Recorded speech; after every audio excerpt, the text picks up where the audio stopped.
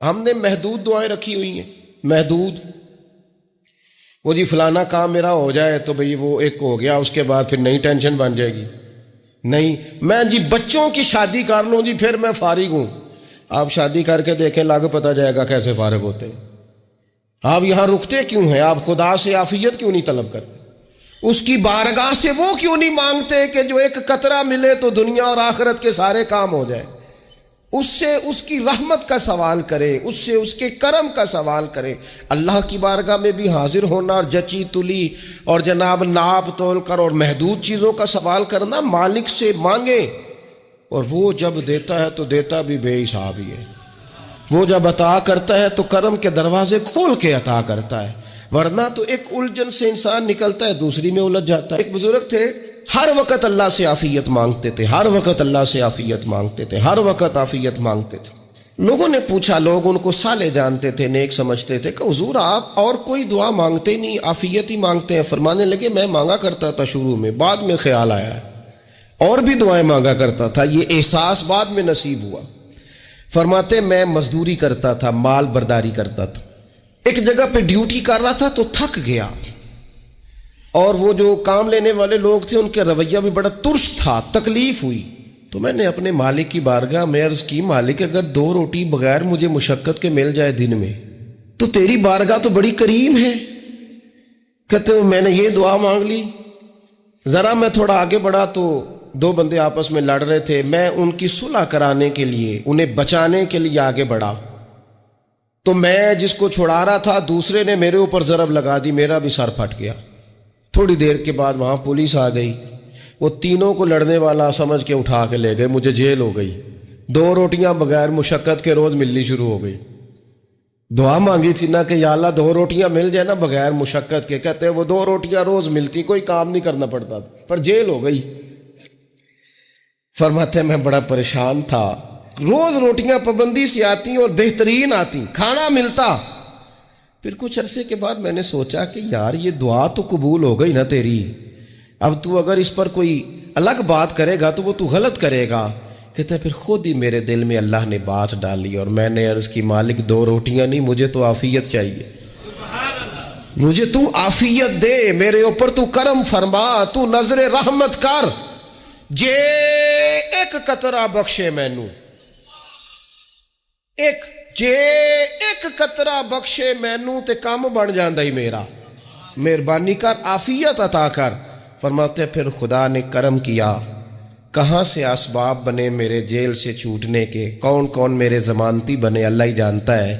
فرماتے ہیں دروازے بھی کھل گئے، رزق بھی ملتا ہے، صحت بھی میسر ہے، سجدہ بھی کر لیتا ہوں، سویرے تلاوت بھی کرتا ہوں، شام کو مدینے والے کی بارگاہ میں رج کے درود و سلام بھی عرض کرتا ہوں، میں ممکن ہوتا ہے تو کسی غریب کی داد رسی بھی کرتا ہوں. اب سمجھ آئی ہے، ربنا آتنا فی الدنیا حسنۃ وفی الآخرۃ حسنۃ وقنا عذاب النار. اب سمجھ آئی ہے رب سے جب بھی مانگنا ہے عافیت ہی مانگنی ہے. حضرت عباس بن عبد المطلب رضی اللہ تعالیٰ عنہ نبی پاک علیہ السلام کے پیارے چچا جان ہیں، عرض گزار ہیں، یا رسول اللہ صلی اللہ علیہ وسلم مجھے بتائیے میں اپنے رب سے مانگوں تو کیا مانگوں؟ تو حضور نے فرمایا رب سے عافیت مانگو. کہتے میں کچھ دن رکا، کچھ دنوں کے بعد پھر حاضر بارگاہ ہوا اور عرض کی، یا رسول اللہ صلی اللہ تعالیٰ علیہ وسلم مجھے بتائیے میں اپنے مالک سے مانگوں تو کیا مانگوں؟ تو حضور نے پھر فرمایا اللہ سے مانگنا تو عافیت مانگنا. بزرگ فرماتے ہیں یہ عافیت کیا ہے؟ عافیت یہ ہے کہ یا اللہ ظاہری پریشانیاں، باطنی پریشانیاں، اے اللہ ظاہر کے میل کچیل بھی دور ہو جائیں، باطن کے بھی دور ہو جائیں. اے اللہ ہر معاملے میں، ہر آزمائش میں، ہر دکھ میں ہمیں تیری پناہ نصیب ہو جائے. یہ عافیت ہے. اور صوفیہ کرام فرماتے ہیں عافیت سے بڑی نعمت کوئی نہیں اگر کسی کو میسر آئے تو، عافیت سے بڑا حسن کوئی نہیں اگر کسی شخص کو یہ نصیب ہو جائے. اور ایک اللہ والے نے تو ایک اور بڑا خوبصورت ترجمہ یہاں کیا ہے، وہ کہتے ہیں عافیت کا مطلب ہے دل کا قرار. عافیت کا مطلب ہے باطن کا سکون، عافیت کا مطلب ہے انسان کے مزاج کا حوصلہ، ٹھنڈک، بردباری۔ جس بندے کو عافیت نصیب ہو جاتی ہے گویا اللہ اسے سکون کی دولت عطا فرما دیتا ہے، تھوڑے پیسوں میں بھی سکون، بغیر شہرت کے بھی سکون، کوئی بات مان لے تب بھی سکون، کوئی دھتکار دے پھر بھی سکون، لوگوں کی گڈ بک میں ہو پھر بھی سکون، اور اگر لوگ سارے مخالفت میں آ جائیں تو چونکہ اللہ نے عافیت دی ہے پھر بھی سکون۔ اللہ تعالیٰ نے ان لوگوں کو قرار کی دولت، اللہ سے عافیت مانگی جائے، اس میں دنیا کی بھی بھلائی شامل ہے، آخرت کی بھی بھلائی شامل۔ نبی اکرم صلی اللہ تعالیٰ علیہ وسلم توجہ دلاتے کہ اللہ سے تم عافیت مانگو، ہمارا نہ جی، کیونکہ سب سے بڑا مسئلہ روحانی تربیت کا ہے۔ ہمارے ہاں باتیں ڈھیر سارے لوگوں کو آتی ہیں اور بہت زیادہ آتی ہیں، منصوبہ بندی کرنا، پلاننگ کرنا، اپنے معاملات کو خود سے کیسے لے کے چلنا ہے، کیسے ٹھیک کرنا ہے، اپنے حق میں دنیا کو کس طرح قائل کرنا ہے، یہ ڈھیر سارے لوگوں کو آتا ہے، اور اپنے حق میں دلائل کس طرح قائم کرنے ہیں، اس میں بہت سارے لوگ خود کفیل ہوتے ہیں، انہیں کسی سے مشاورت کی بھی ضرورت نہیں ہوتی۔ لیکن اللہ کی بارگاہ سے اپنا رشتہ کیسے جوڑنا ہے، مالک سے کرم کا سوالی کس طرح کر کے ہونا ہے، اللہ سے عافیت کا سوال کیسے کرنا ہے، یہ چونکہ روحانی تربیت میں ہمارا مزاج نہیں ہوتا لہذا ہم اس طرف جاتے نہیں، ہم وہ اپنی مرضی کی چیزیں، یعنی وظیفہ پوچھ کے گئے ایک صاحب، کچھ عرصے کے بعد آئے ہیں تو آ کے کہتے ہیں مولانا صاحب، پیر صاحب یا قاری صاحب یا فلاں صاحب، کسی سے بھی پوچھ کے گئے، کس چیز کو نیک آدمی جانا، پھر لوٹ کر آ کے کہتے ہیں کہ آپ نے وظیفہ بتایا تھا پر کام کوئی نہیں ہوا۔ تو میں تو صاف کہتا ہوں اور کھلے دل سے کہتا ہوں کہ بھئی وظیفہ آپ کو بتایا تھا کہ اللہ کی رحمت متوجہ ہوگی، خدا کی رحمت کو آواز دینے کے لیے وظیفہ دیا تھا، کوئی بھی وظیفہ رب کو مجبور تو نہیں نہ کر سکتا معاذ۔ اور وظائف کس لیے پڑھے جاتے ہیں کہ جلدی سے معاملات ٹھیک ہو جائیں، میرے حق میں چیزیں بہتر ہو جائیں، تو اللہ کی رضا کے لیے پڑھے جاتے۔ تو وظائف کو، عبادات کو، نوافل کو، تلاوت کو، درود پاک کو تو رضا الہی کا ذریعہ بنانا چاہیے، لیکن ہم چونکہ ایک پورا الجھاؤ رکھتے ہیں اپنی دنیا داری کے معاملات سیدھے کرنے، ایک پورا خیر رکھتے ہیں، وہ لوگ ملتے رہتے ہیں مختلف بزرگوں کی نسبت کے تعلق سے، تو بعض جگہوں پہ بعض لوگ بڑے تیز ہوتے ہیں، یعنی ان سے آپ کی ملاقات ہوتی ہے تو بندے کو محسوس ہوتا ہے کہ یار اسے تو پہلے ہی ساری باتوں کو پتہ ہے، اور کئی دفعہ ان سے ملنے کے بعد احساس ہوتا ہے کہ یار اس سے تو تھوڑا سیکھ ہی لیتے تو بہتر تھا، یہ تو بات بڑی آگے نکل گئی، سارا پتہ ہوتا ہے، باشعور ہوتے ہیں، لیکن ڈر آتا ہے اللہ سے۔ اتنا باشعور آدمی، سمجھدار، پنچایت، پریا، لوگ، دین، دنیا سارا پتہ ہے، نماز کا ٹائم آ گیا تو وہ چھپتا پھرتا ہے، اس کی طبیعت پر بوجھ بن رہا ہے معاذ اللہ اللہ کے حضور حاضر ہونا، اسے خیر کا کام کرنا پڑ رہا ہے تو وہ ادھر ادھر نکلتا جا رہا ہے۔ تو سوال یہ ہے کہ پھر یہ شعور کا کیا مطلب رکھا ہوا ہے ہم نے؟ پھر اللہ سے دعا کرنے کی ضرورت نہیں۔ وہ حضرت عارف رومی رحمۃ اللہ تعالی علیہ فرمایا کرتے تھے بعض لوگوں کو رب سارا کچھ دیتا ہے، سجدے کی توفیق نہیں دیتا۔ اس کا مطلب یہ ہے کہ وہ کہتا ہے یہ سارا کچھ لے اور نکل جا، میرے گھر نہ آنا، رکھ سارا کچھ پاس۔ رب سے عافیت مانگی جائے، اس سے اس کا فضل مانگا جائے، اس سے اس کا کرم مانگا جائے۔ اللہ کے پیارے رسول صلی اللہ تعالی علیہ وآلہ وسلم اس عافیت مانگنے پر زور دیتے، توجہ دیتے۔ میں آپ کو صحیح بتاتا ہوں، رب نے اگر کسی بندے کو عافیت میں رکھا ہو نا تو حالات کیسے بھی برے چل رہے ہوں اس کا بگاڑ کچھ نہیں سکتے۔ اور اللہ تعالیٰ معاف کرے، 100 دفعہ خاکم بدہن، اگر کسی وقت اس کے کرم کی نگاہ پھر جائے تو پھر سارے اسباب سمیت بھی انسان اپنے پیروں پہ کھڑا نہیں رہ سکتا۔ اس سے جب تک طلب کرم نہیں ہوتا، طلب عافیت نہیں ہوتی، اس کی بارگاہ سے جب تک بندہ مومن پورا رجوع نہیں کرتا. یہ عافیت اتنی اعلیٰ چیز ہے کہ نبی پاک علیہ السلام نے فرمایا اذان اور اقامت کے درمیان جو وقت ہوتا ہے اس میں دعائیں رد نہیں ہوتی. دعا مانگا کرو گے تمہاری اللہ اپنے فضل سے قبول کر لے گا. عرض کی یا رسول اللہ کیا مانگے؟ تو فرمایا عافیت مانگو رب سے. حضرت انس بن مالک حدیث کے راوی ہیں رضی اللہ تعالیٰ عنہ. یہاں بھی فرمایا یہ عین قبولیت کا ٹائم ہے، اب اللہ سے عافیت مانگ لو، اس کی پناہ. ہم دعاؤں میں بھی محدود ہو جاتے ہیں. رب دا طالب کوئی نہ ملیا، جو ملیا طالب زردہ ہو. دعاؤں میں بھی حد بندی. بعض اوقات بچے بھی تربیت کرتے ہیں نا. ایک مولانا ہے، ان کا خیال ہے کہ انہوں نے مجھ سے کچھ پڑھا ہے تو کبھی کبھی استاد جی کہہ دیتے ہیں، بہت پرانی بات ہے، انہوں نے مجھے فون کیا کہ اگر آپ کبھی تشریف لائیں، تو میں نے کہا پتر دعا مانگ اللہ کو چھوٹی جی گڈی دے وے.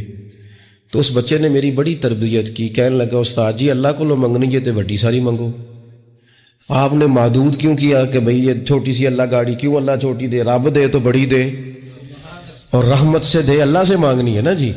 ہم تربیت نہیں لیتے. میں نے اس کا شکریہ ادا کیا، میں نے کہا بیٹے تو نے بڑی سونی بات کی، اللہ تجھے اس کا اجر عطا کرے، اللہ تجھے برکات عطا کرے. اگر آپ نے سیکھنا ہے تو پھر آپ سیکھ لیں گے، اور اگر نہیں سیکھنا تو پھر یہی کہنا ہے ساری عمر لنگ گئی بندہ کو نہیں ملیا. چونکہ مزاج نہیں ہے نا سیکھنے کا، اس لیے پھر ملا ہی کوئی نہیں. پھر ساری زندگی کو میسر ہی نہیں آیا، کسی نے نصیحت ہی نہیں کی، کوئی آنکھوں کو بھایا ہی نہیں. خود ہی بڑے سیانے تھے، خود ہی بہت بڑے تھے، اپنا قد ہی بڑا اونچا تھا، سب ٹھگنے چھوٹے اور کمزور اور بوڑے نظر آئے. نبی پاک علیہ الصلوۃ والسلام نے ایک شخص سے پوچھا کیا دعا مانگ رہے ہو؟ تو اس نے کہا یا رسول اللہ میں اللہ کی بارگاہ میں صبر کا سوال کر رہا ہوں. تو حضور فرمانے لگے صبر تو مصیبت پر ہوتا ہے. یا رسول اللہ پھر کیا مانگو؟ آپ ان جملوں اور لفظوں کی گہرائی کو سمجھیں. صبر کے لیے تو پہلے مصیبت آئے گی، پھر صبر آئے گا. تو یا رسول اللہ کیا مانگوں؟ فرمایا تو رب سے عافیت مانگ. مانا کیا ہے؟ مصیبت آئے کیوں؟ اللہ تجھے اپنی حفاظت کے حصار میں لے لے. وہ وقت ہی کیوں آئے کہ جب تیری طبیعت الجھ جائے، جب تو پریشان ہو جائے، جب تو تو اللہ سے عافیت مانگنا. جب تو عافیت مانگے گا تو اگر کبھی مشکل آئے گی بھی نا تو خدا پھر اپنے فضل سے مشکل سے نکلنے میں رستہ بھی بڑی جلدی عطا فرمائے گا اور تیرے اوپر فضل فرمائے گا. اگر عافیت، یہ جو ہم نبی پاک کی امت ہے نا، تو یہ ہمارے گرد اللہ کے فضل اور اس کی رحمت کا حصار ہے. یہ حصار ہے ہمارے گرد. وہ درویش نے کہا تھا نا کہ کروں شکر کتنا اور کروں فخر کتنا کہ تیرے کرم نے مجھے فائز المرام کیا. دیکھو بنا کے سید عالم کا امتی مجھ کو گناہ سے پہلے ہی بخشش کا انتظام کیا. ابھی میں نے غلطی کی نہیں، لیکن مجھے حضور کا غلام بنا دیا، بخشش کا بندوبست پہلے ہو گیا. اپنے مالک سے بیمار بھی اس سے عافیت مانگے، مقروض بھی اس سے عافیت مانگے، بے اولاد بھی اس سے عافیت ہی مانگے، صاحب اولاد بھی اس سے عافیت ہی مانگے. جو دولت کے حصول کے رزق حلال کے خواہش مند ہیں وہ بھی اس سے عافیت مانگے، اور جن کی جھولی اس نے بھر دی ہے وہ بھی اپنے رب سے عافیت ہی مانگے. مالک سے جب سوال کرے، ایک بزرگ تھے انہوں نے تو اپنی انگوٹھی میں لکھوا لیا تھا کہ یا اللہ مجھے عافیت عطا فرما. مگر جب بھی دیکھتا ہوں یاد آ جاتا ہے کہ اللہ سے عافیت مانگنی. اپنے مالک کی بارگاہ کے اندر دیکھو، میں نے دیکھا ہے وہ کسی نے کہا تھا کہ تیری خواہش ہے کہ وہ تیری آرزو کرے پوری، اور میری خواہش ہے کہ تیری آرزو بدل جائے. کچھ لوگ ایسی خواہشات بھی لے کے آتے ہیں کہ جو پوری نہ ہو تو بہتر ہوتا ہے. اس لیے آپ کو پتہ ہے موت مانگنا جائز نہیں دین میں.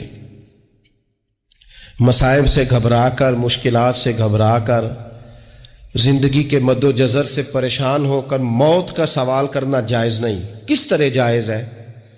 ان لفظوں کے ساتھ دعا کر سکتا ہے کہ یا اللہ جب تک میری زندگی بہتر ہے مجھے زندہ رکھ، اور جب میرا دنیا سے جانا بہتر ہے پھر تو مجھے اپنی بارگاہ میں بلا لے.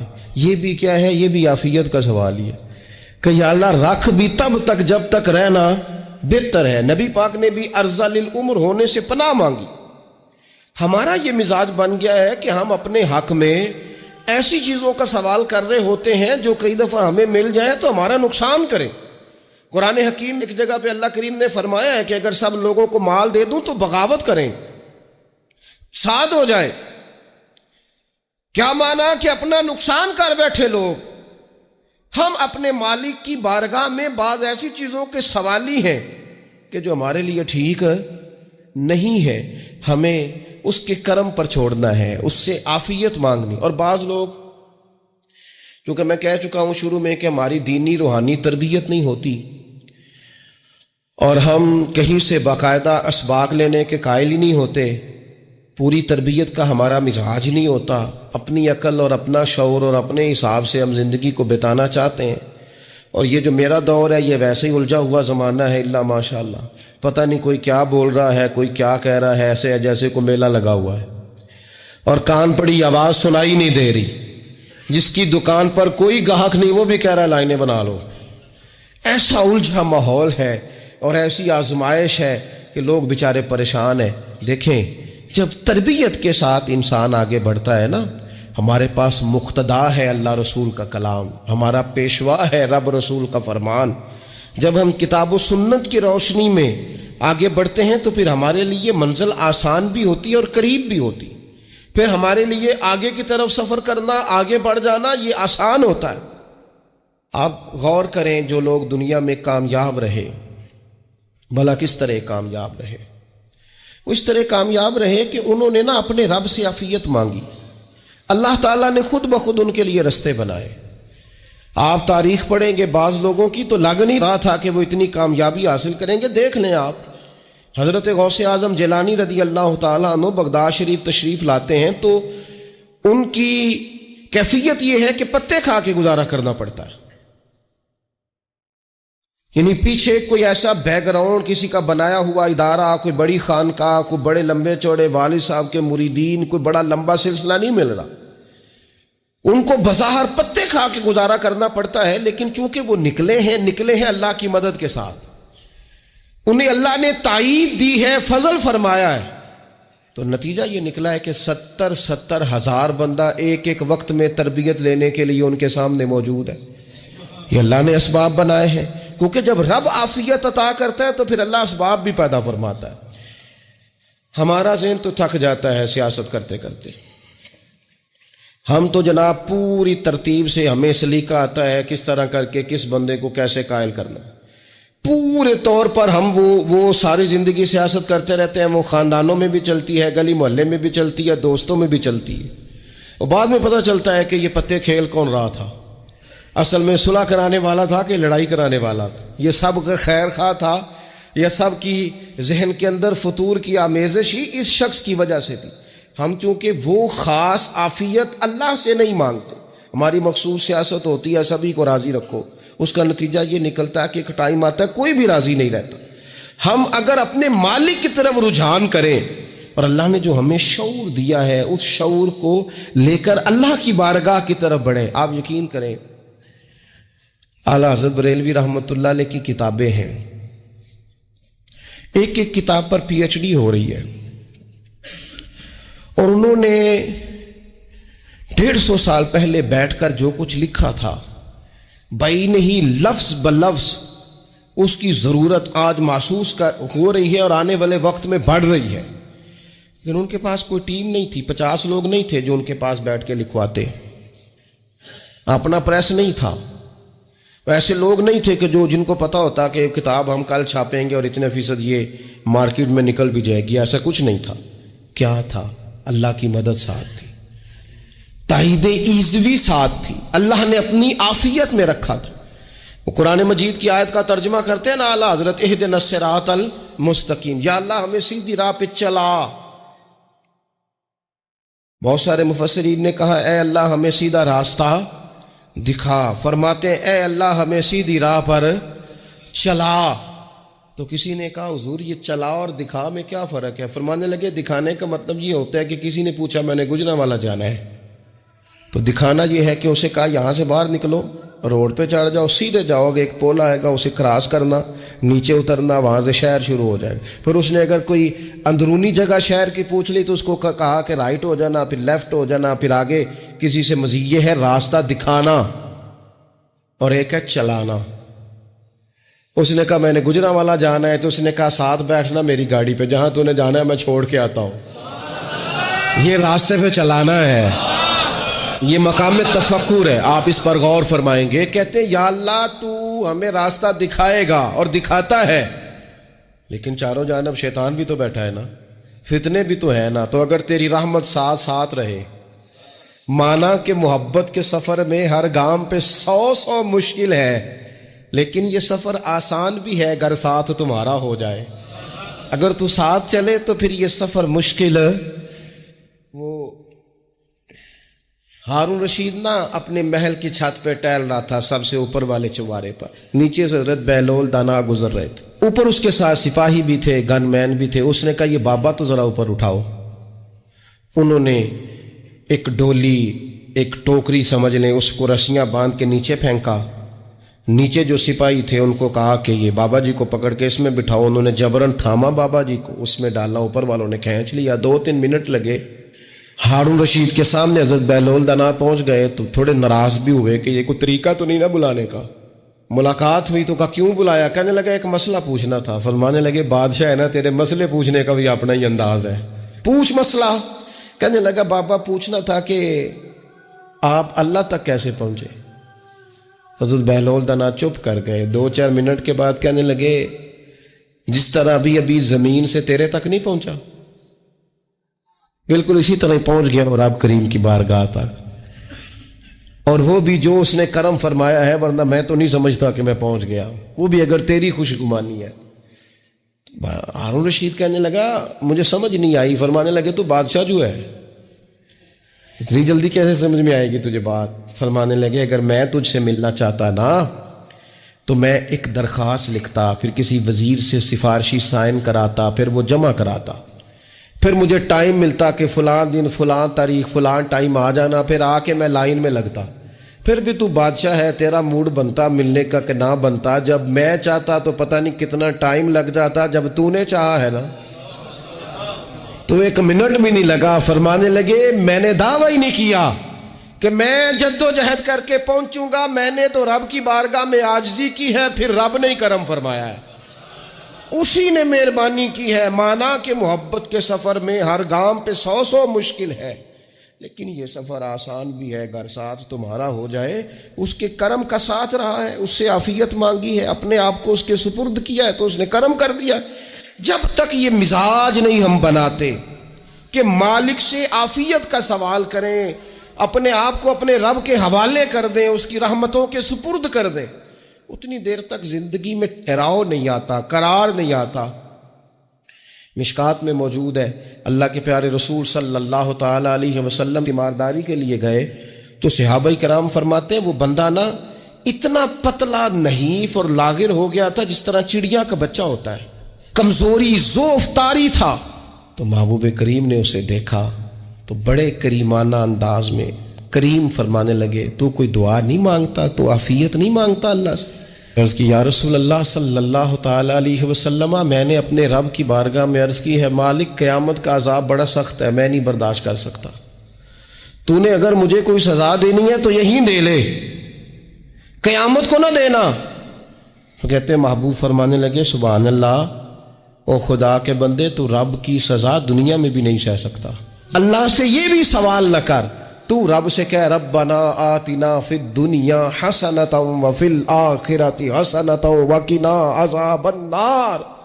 تو رب سے دنیا میں بھی حسنہ مانگ، بھلائی مانگ، تو آخرت کے لیے بھی بھلائی مانگ، تو اس سے عافیت کا سوال کر. تو نے یہ سوال کیوں کیا؟ عرض کی یا رسول اللہ کرم ہو گیا ہے، مجھے سمجھ آ گئی ہے، اب میں اسی طرح ہی کروں گا. عزیز دوستو ہم کہاں سہ سکتے ہیں؟ ہم دنیا میں رب کی سزا ہم نہیں سہ سکتے، ہم کمزور ہیں تو گرمی نہیں سہ سکتے، شدید سردی نہیں سہ سکتے، شدت کی بھوک لوگ نہیں سہ سکتے، کوئی آزمائش نہیں سہ سکتے. وہ جو لوگ بعض اوقات کہہ دیتے ہیں نا جی فلاں چیز ہمارے اعمال کا نتیجہ ہے، تو میں کیا کرتا ہوں نہ کو یار ہم تو یہ بھی نہیں سہ سکتے، ہم کہاں برداشت کر سکتے، ہمیں تو وہ معاف ہی فرمائے، ہم حساب والے ہے ہی نہیں، ہم تو صرف معافی والے ہیں. ہم سے نہ حساب پوچھے، اس نے حساب پوچھا تو پھر تو بڑی مشکل ہو جائے گی، اگر اس نے حساب پوچھا تو بڑی رسوائی ہو جائے گی، اگر حساب پوچھا تو مشکلات سامنے دکھائی دینے لگ جائیں گی۔ ہم سے تو وہ درگزر والا معاملہ کرے، ہم سے تو وہ کہے جا میں نے محبوب کے صدقے تجھے معاف کیا، جا تیرے لیے رحمت اور بخشش والا فیصلہ کیا۔ وہ کوئی سبب، اس کی رحمت کسی سبب کو دیکھ لے اور درگزر کر لے۔ تو آج کی پوری گفتگو میں آج آپ کو بڑی ذمہ داری سے یہ گزارش کر رہا ہوں، اللہ سے عافیت مانگے، ہر وقت عافیت مانگے۔ میری سالوں سے روٹین ہے، میں دعا مانگتا ہوں، اللہم انا نسألک العفو والعافیت فی الدین والدنیا والآخرہ۔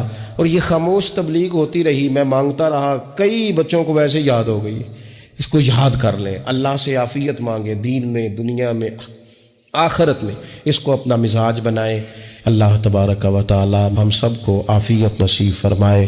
آخر دعوانا الحمدللہ۔